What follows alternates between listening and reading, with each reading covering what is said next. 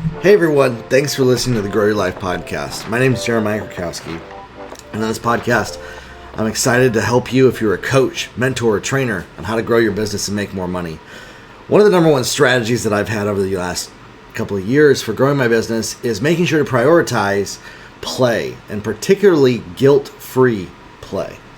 And I think one of the problems that people have is that when they're building a business, growing a coaching business, they believe they don't have enough time to do things that are fun in their life. They believe that, well, I will have fun when I get my to-do list done. And I can tell you this, that's actually one of the worst things that you can do. One of the best things that you can do is actually make time in your schedule for guilt-free play, even when you feel like you don't have enough time to do it. And right away, even what I've just said, it goes against many ingrained beliefs that we have in our minds, what we've been told by gurus and mentors, what people tell us to do, and it actually just inherently, to most people, especially in business, feels wrong. And yet in my experience, and when I talk to millionaires, when I talk to people that are the most successful, they say that this is actually one of the most true things. And I can tell you this, for me, and that's really the only thing I can draw from is my own experience, is that I am way more creative when I take time just to have fun, when I take time to do what I want to do, when I take time to set aside the to-do list and unplug, distract, and do something else that is fun for me. You know, a lot of people, they feel like, well, no, if I just grind through and I do all the stuff that I have to do, that's going to get it accomplished. That's what's going to help me do the stuff that I have to do. Well, that's the furthest thing from the truth. There's nothing that I can say right now that's going to convince you of that, though. And that's the interesting part about this, as I've been saying this for a long time. And it's one of those areas a lot of people skip over, that a lot of people ignore. A lot of people think, oh, no, if I can just grip tightly and control things, I can make them happen for me. You can white knuckle it for a while. But what is the hard work even for if you don't give yourself time to have fun and time to play? So here's one of the things that I would challenge you to do, is I would challenge you to explore, where does that belief come from? I can't play, I can't have fun until I get all my work done, until I do everything on my to-do list. Because what's going to happen is that will then become your personality, and then weeks and then months will go by and you've been nearly grinding, and I can tell you, you will be less productive overall. When it comes to the coaching business, when it comes to the mentoring business, when it comes to helping other people, when it comes to sales, when it comes to you producing the results that you want to produce in your business, giving yourself opportunities to goof off, mess around, go on an adventure, on a date, to do something that is not productive, is actually one of the most productive things that you can do. So I would challenge you, whether it feels right or not, trust me on this, that by you detaching, and what you want to do is when you're doing that, you want to not process and think about all the stuff that you have to do while you're doing that. See, I meet some people, they're like, well, yeah, I take time for myself and self-care, and I take a bath and a glass of wine, or I spend time with my family. But while they're doing that, they're thinking about all the stuff they have to do in their business. They're thinking about all the stuff that they're not doing, and that's where the guilt comes in. Or they're saying, well, I'm just multitasking. I'm being productive by multitasking, multiple ideas. It's a lie. It's a facade. So I want to challenge you, what if? And maybe you can't turn it off. And that's one of those things for you to maybe grow into, is learning how to be present while you're having fun, learning how to be present and still while you're doing those things. I can tell you, you're going to come up with 1,001 reasons why you can't. What are you trying to avoid? And that's where, see, this is the fun part about it.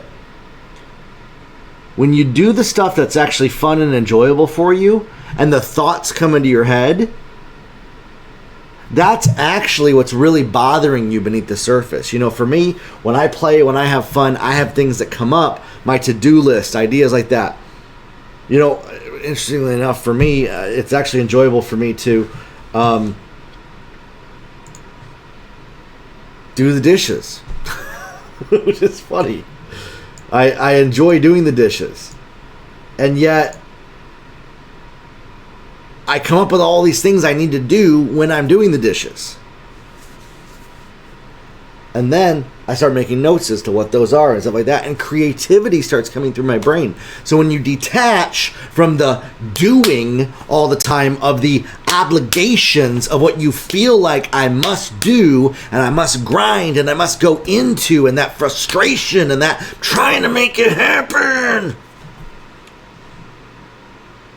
When you can detach from that temporarily, that need to have a tight grip and control everything to make it happen for you, and you can let go.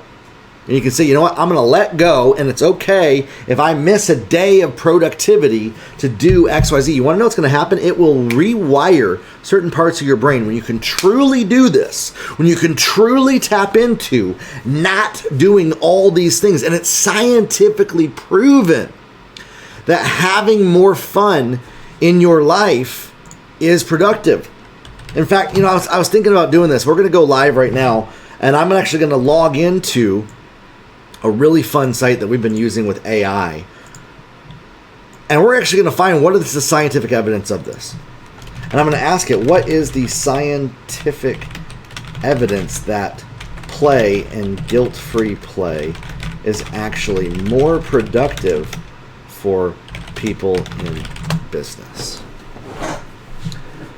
And Perplexity is going to go to work, and it's going to actually pull this up, some of these benefits. That an actual surprising way to boost your productivity is play. That even in high pressure environments, that whether it be playing a video game or just doing something that's out of the norm of what you need to do produces productivity. Scientific evidence suggests that play and guilt-free play can increase productivity. It's essential for achieving quality work and minimizing procrastination. That's the crazy part. It minimizes procrastination. It enhances creativity and creates more of those aha moments. The distance from ha-ha to aha is short, and often fun leads to unexpected innovation. Improved well-being. You're going to be happier. Your mental health is going to be there.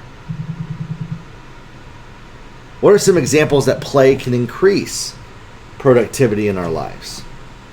And this is just looking up articles and stuff on this right here. There are examples like team building, office games, things like that, camaraderie. Okay, so obviously those are some different examples. But what I want to tell you is this, okay?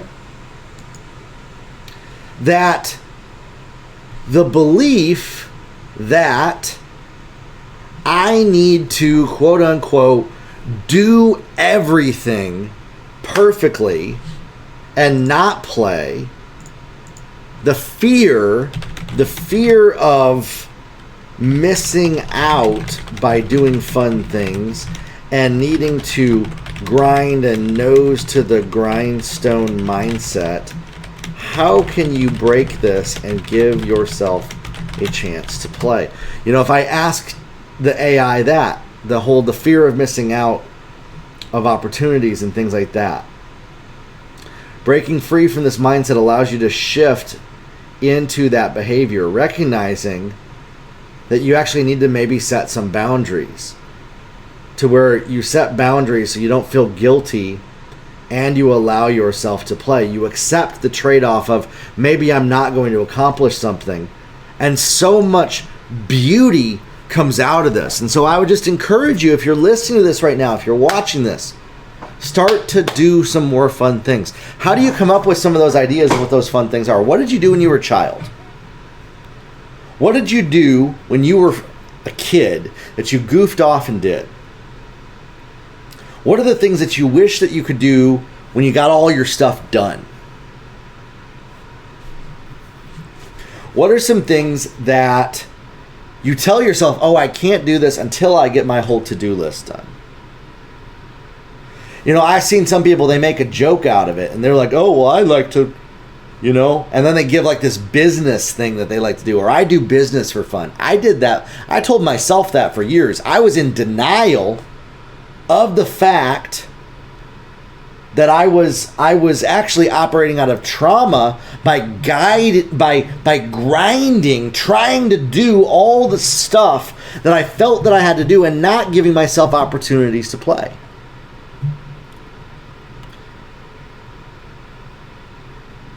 And really, it could just be a trauma response that's at work here. That's causing you to feel like, oh, I can't do that. And so think about, what are some of those things that maybe you even got in trouble for when you were younger, or you feel guilty doing? Those guilty pleasures. That's one of the things. Those guilty pleasures. And then instead of doing it and then feeling guilt afterwards, doing it and not feeling the guilt afterwards. There's a release that happens. There's a powerful positive benefit from giving yourself the opportunity to watch a TV show, waste time. You know, I see a lot of people, they have religious reasons. They literally feel like they can't because religion has them convinced that it is disobedient to God to waste time. I've seen this happen with some people. And they won't allow themselves to have fun. And yet they're literally not being productive. Many of the times I see the reasons why people won't. Let's go after like the religious one.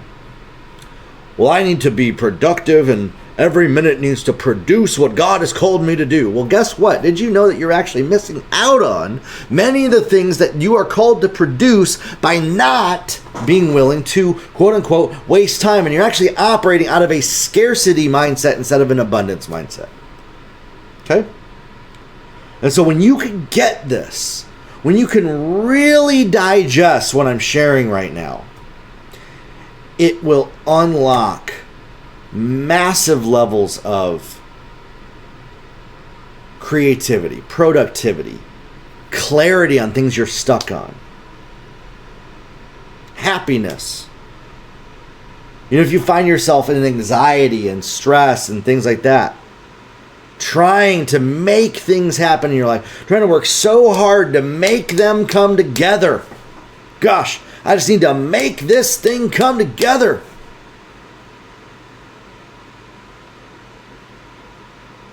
Maybe you're somebody, you're like, everything comes easy to me in all other areas of my life except this one thing that I'm trying to make happen.